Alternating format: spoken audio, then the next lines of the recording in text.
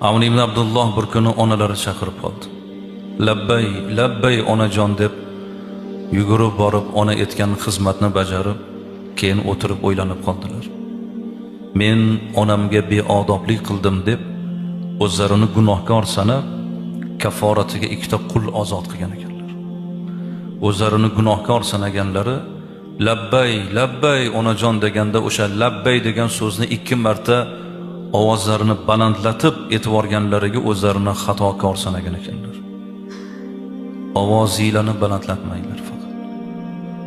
Ko'chada tashvishda qolib ketdingiz, uyga kulib kiring. Tashvishingiz bilan onangizga azor bermang. Chunki siz qanchalar tashvishlanib qiynalyapsiz.